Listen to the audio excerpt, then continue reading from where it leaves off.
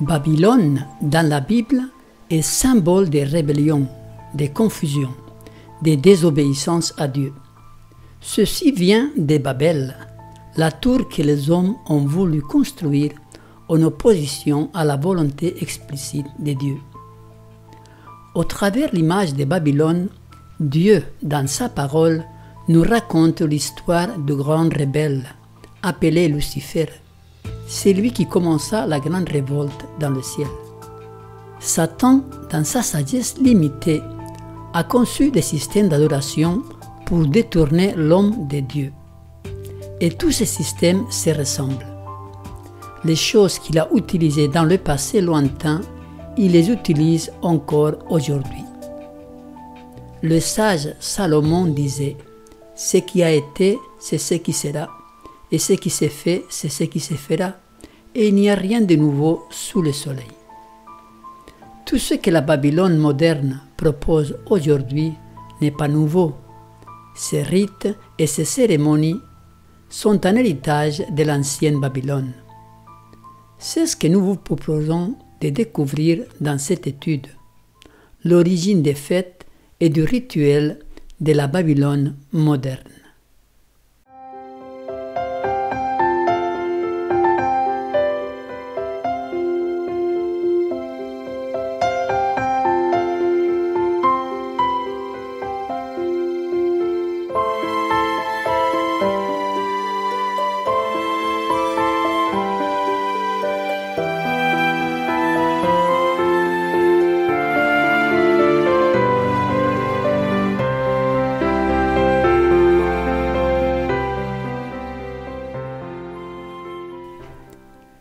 Les deux Babylones. Jérémie 50, verset 24 nous dit « Je t'ai tendu un piège, et tu as été prise, Babylone, à l'improviste. Tu as été atteinte, saisie, parce que tu as lutté contre l'Éternel. » Babylone a lutté contre l'Éternel, et ceci depuis le temps de Nimrod à l'époque de la tour de Babel. Babylone est devenue ainsi l'incarnation de la rébellion contre Dieu. Nous le voyons bien dans le livre de l'Apocalypse où Babylone, qui d'ailleurs est citée 6 fois, représente le dernier ennemi du peuple de Dieu. C'est la bête qui instaurera une marque pour forcer la véritable Église de Dieu à transgresser la loi divine. C'est Babylone la Grande qui a abreuvé toutes les nations du vin de la fureur de son impudicité. C'est la mère des impudiques et des abominations de la terre. C'est un repère de tout oiseau impur et odieux.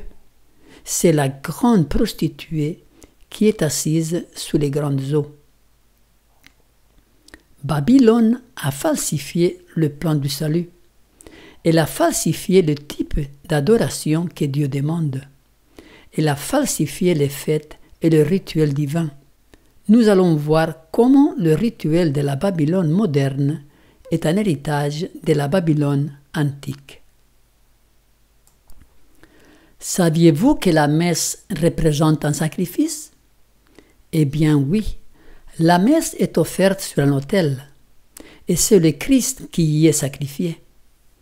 Par la transubstantiation, l'hostie devient le corps de Christ qui est mangé par les fidèles. Jésus institua la Sainte Seine, mais la messe est une perversion grossière et blasphématrice de ce service. Voici ce que Jésus institua.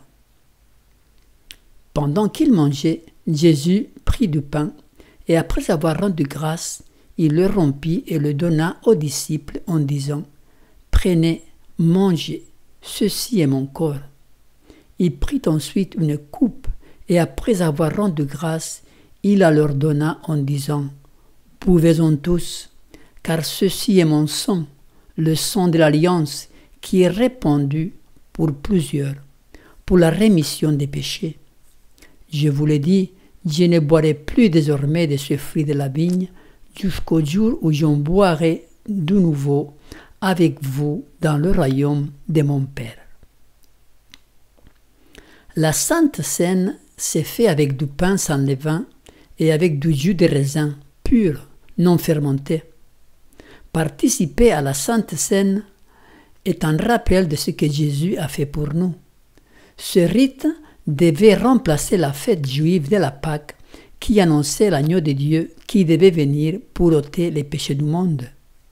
Cette fête de Pâques prit fin avec la crucifixion de Jésus quand le véritable agneau de Dieu serait offert pour ôter les péchés du monde. Le sacrifice de la messe est une abomination aux yeux de Dieu. Jésus est sacrifié à chaque fois que le prêtre offre la messe, alors que Jésus fut offert une fois seulement pour les péchés du monde.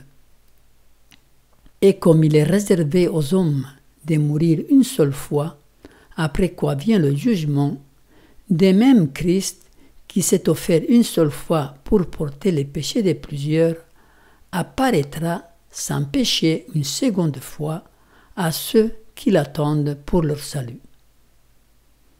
Donc la Sainte Seine est un rappel, tandis que la messe est un sacrifice. La religion babylonienne offrait des sacrifices lors des rituels. La Nouvelle Babylone offre elle aussi des sacrifices sur l'autel. Le sacrifice sans effusion de sang de la messe est une réplique du même type de sacrifice que l'on offrait sur les autels de Vénus, la déesse babylonienne, qui était appelée la médiatrice, titre que l'Église romaine a donné à Marie. Pendant le IVe siècle, quand la déesse, la reine des cieux, babylonienne, commença à être adorée sous le nom de Marie dans l'Église chrétienne, ce sacrifice exsangue fut aussi introduit. L'hostie est le sacrifice offert sur cet autel, et sa forme bien arrondie montre d'où il tire ses origines. L'hostie est un symbole du soleil, très présent dans la religion égyptienne. Les initiales inscrites sur l'hostie, IHS, sont supposées signifier Jesus Hominum Salvator, Jésus sauveur des hommes. Mais si les adorateurs de la déesse Isis voyaient ces initiales, ils liraient Isis, Horus et Seb, la trinité égyptienne avec ses trois dieux, la mère Isis, l'enfant Horus et le père Seb. Le 25 décembre, la fête de Noël. La Bible ne donne pas de date pour la naissance du Sauveur, mais il est très improbable que Jésus soit né le 25 décembre.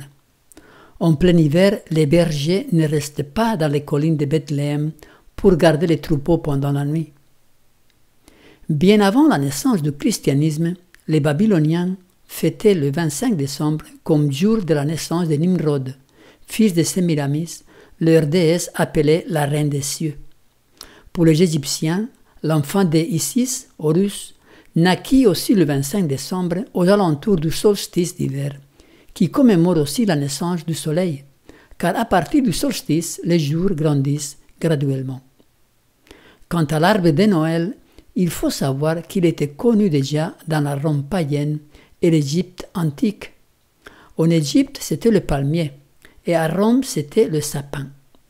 La mère d'Adonis, le dieu soleil et divinité médiatrice, fut mystiquement changée en un arbre, et c'est dans cet état qu'elle enfanta son fils. Si la mère était un arbre, le fils a dû être reconnu comme la branche, et ceci est à l'origine de la coutume de la bûche de Noël, une bûche que l'on plaçait dans le feu de la cheminée la veillée de Noël et qui apparaissait le lendemain comme l'arbre de Noël. Rappelons-nous que Jésus est appelé la branche dans le livre d'Ésaïe. La sémence de la femme, c'est Adonis, la branche qui signifie aussi Ignigena ou nez du feu, devait entrer dans le feu la veillée de Noël afin de pouvoir naître le lendemain du feu en tant que la branche de Dieu ou l'arbre qui amène tous les dons à l'humanité. De là la coutume de mettre des cadeaux suspendus à l'arbre de Noël. La même idée était véhiculée dans le sapin de la Rome païenne. le 25 décembre était célébré comme le jour où le Dieu vainqueur réapparaissait sur la terre, appelé le Natalis Invicti Solis, la naissance du soleil vainqueur, ce qui correspond au solstice d'hiver. Le Dieu adoré par les Romains était le soleil. La bûche de Noël représente le tronc de Nimrod, déifié comme le Dieu soleil, mais coupé par ses ennemis. L'arbre de Noël est Nimrod redivivus, le Dieu tué mais ressuscité. Nimrod, la bûche, fut coupé par ses ennemis, mais en passant par le feu, il renaît le lendemain en arbre de Noël, redivivus. Nimrod ressuscité, qui apporte des dons à l'humanité. Ceci est une perversion de la mort et de la résurrection de Christ qui apporte le salut à l'humanité. Ainsi, Jésus n'est pas le sauveur de l'humanité dans cette religion, mais c'est Nimrod qui représente Satan. Le 25 mars, l'Annonciation de Marie. Dans les fêtes catholiques, le 25 mars est le jour de l'Annonciation. On célèbre la conception de Jésus par Marie. En ce jour, l'ange est venu annoncer à Marie qu'elle allait enfanter le Messie. Si Jésus naquit le 25 décembre, il faut que sa conception ait eu lieu 9 mois auparavant, et c'est exactement le 25 mars que l'Église catholique a fixé la date. Ces mêmes jours étaient célébrés par les Romains en l'honneur de Cybèle, la mère du Messie babylonien. Ces deux fêtes, le 25 décembre, que nous avons déjà vues, et le 25 mars, que nous voyons maintenant, sont tous les deux d'origine babylonienne. Il est surprenant de penser que ces deux événements commémorés par l'Église catholique aient pu tomber pile sur ces deux fêtes babyloniennes, au mois près et au jour près. Ce sont de toute évidence des fêtes babyloniennes transformées en fêtes chrétiennes. La Pâque maintenant. En anglais, le mot Pâque est Easter, et ceci correspond à la fête de Ishtar, prononcée de manière presque identique, et ce n'est personne d'autre que Astarté, l'une des divinités babyloniennes. Les 40 jours de jeûne ou carême au printemps sont encore observés par les Yézidis, un peuple païen, et c'est un héritage de la religion babylonienne.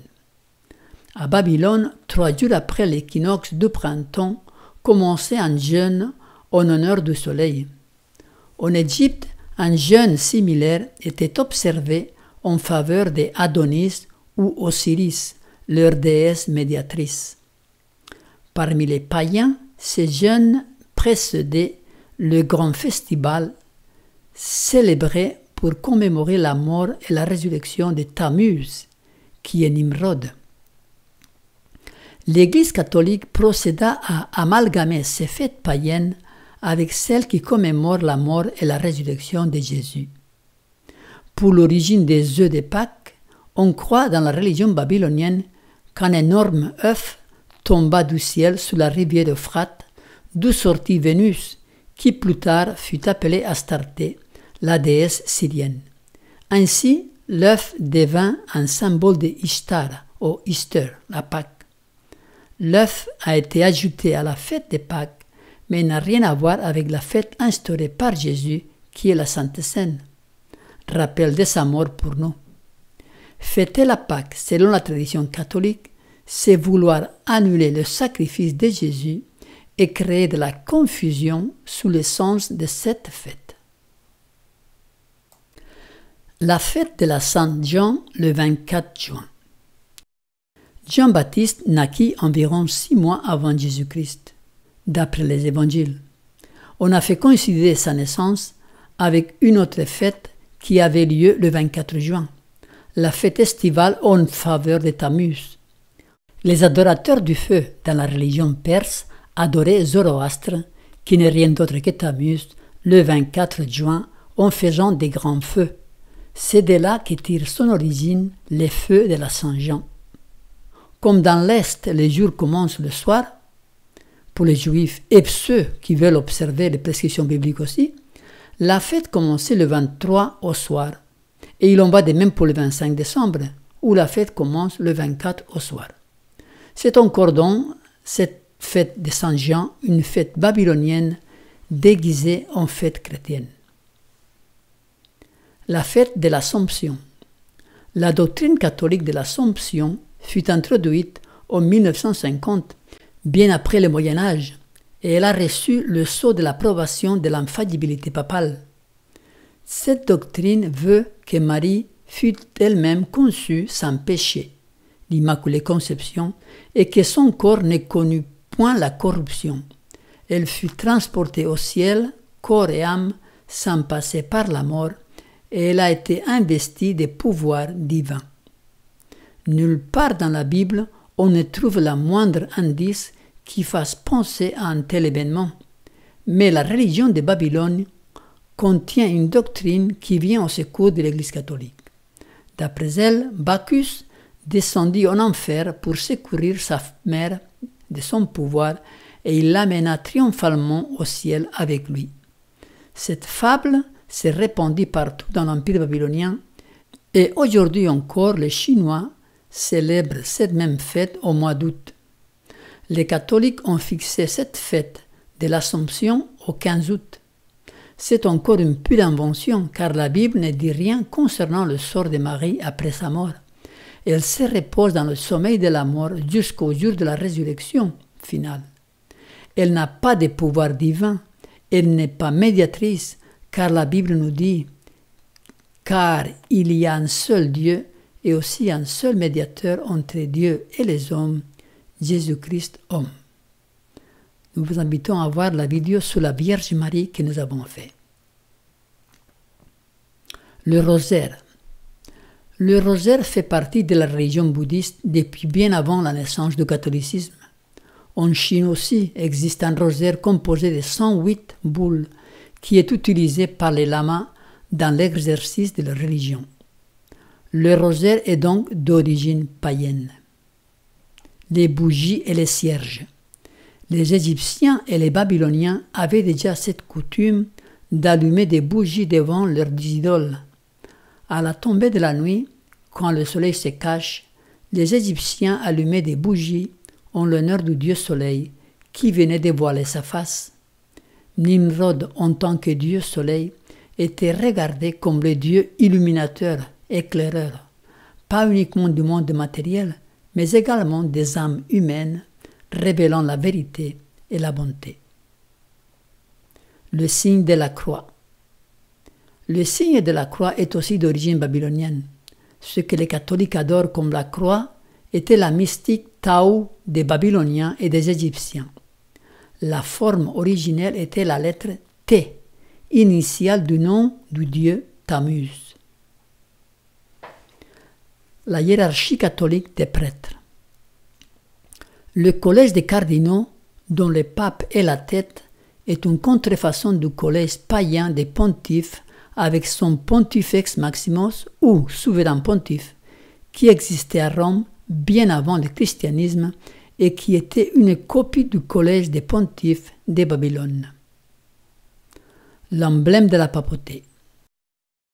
Dans l'emblème de la papauté, on peut voir deux clés. Ce sont en réalité les clés des dieux romains, Janus et Cybèle, qui portaient chacun une clé. La papauté déguisa ce fait en disant que ce sont les clés que Jésus donna à Pierre et qui lui confèrent le pouvoir d'ouvrir les portes du ciel.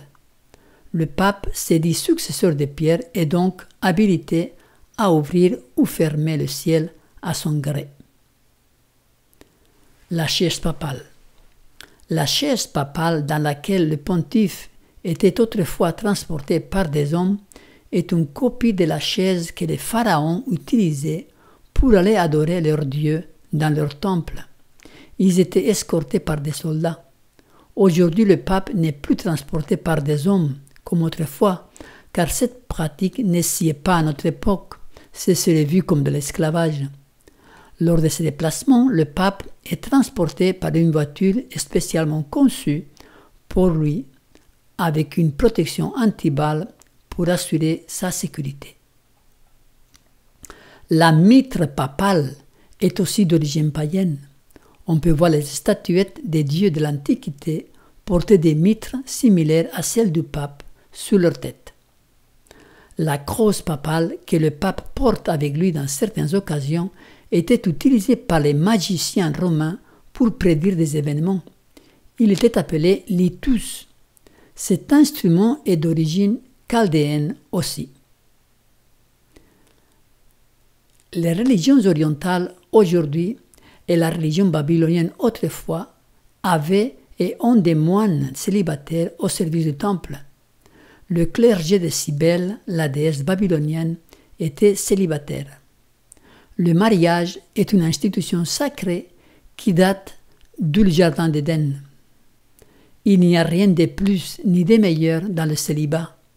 L'histoire a prouvé que le célibat, au lieu de garder le clergé dans la pureté, l'a plongé dans le vice, et nous en constatons le résultat aujourd'hui, où les journaux dévoilent régulièrement les abus sexuels des prêtres.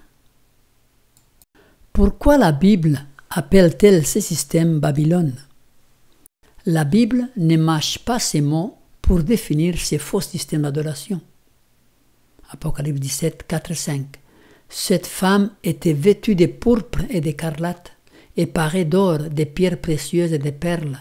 Elle tenait dans sa main une coupe d'or remplie d'abominations et des impuretés de sa prostitution. Sur son front était écrit un nom, un mystère, Babylone la grande, la mère des impudiques et des abominations de la terre. À ce stade de notre étude, je suppose que vous avez compris pourquoi la Bible appelle ce système Babylone. C'est Babylone de fond en comble. Son rituel est babylonien. Ses doctrines viennent de Babylone. Ces fêtes sont des fêtes babyloniennes consacrées à ses dieux, Nimrod, Sémiramis, Astarté, Baal. Elles ont été légèrement modifiées pour prendre une allure chrétienne. C'est pourquoi Dieu appelle son peuple à sortir d'elle. Il cria d'une voix forte disant « Elle est tombée, Babylone la grande.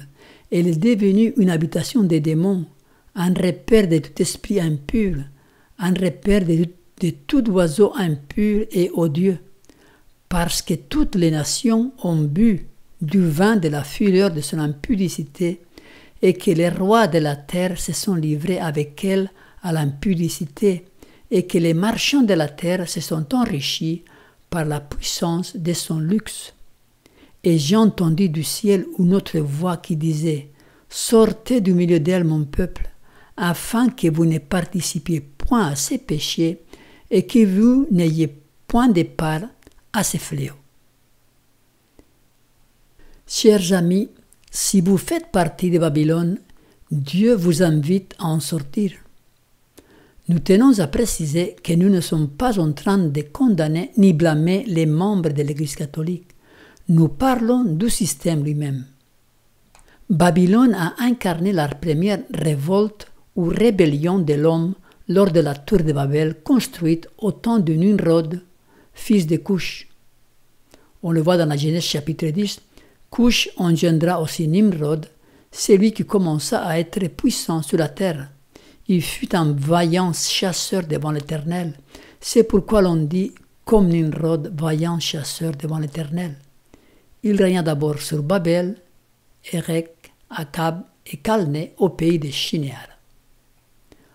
Aujourd'hui, c'est encore Babylone qui incarne la plus grande apostasie de tous les âges. Un faux système qui, pour dominer les consciences et pour dominer le monde, s'allie avec toutes les fausses religions dans une mouvance écuménique sans précédent. Autrefois, elle éliminait ceux qui ne voulaient pas la suivre, ceux qui s'accrochaient à la parole de Dieu. Aujourd'hui, elle change de tactique et elle est en train de s'allier avec toutes les religions païennes de la terre, avec toutes les églises, chrétiennes ou pas, pour pouvoir régner en maître. Elle cherche non pas à montrer le chemin du salut, mais à dominer sur tous pour les perdre.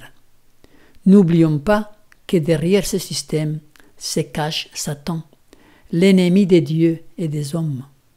Ce système de Babylone et son chef-d'œuvre de séduction. Il sera démasqué à la fin et il sera détruit par ses propres partisans quand ils se rendront compte qu'ils ont été victimes d'une grande tromperie.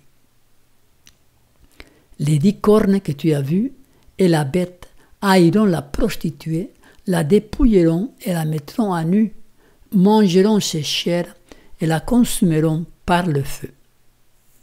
Les 10 cornes, c'est-à-dire les 10 gens du monde entier, et la bête, c'est les États-Unis, c'est l'allié qui aura instauré la marque de la bête. Tous haïront la prostituée, la grande Babylone. Ils démasqueront son identité et la détruiront. Malheureusement, ce sera trop tard pour découvrir la supercherie. C'est maintenant qu'il faut sortir de ces faux systèmes pour pouvoir adorer le vrai Dieu et pour se préparer à le rencontrer. Que le Seigneur nous donne du discernement spirituel à tous. C'est ma prière. Amen.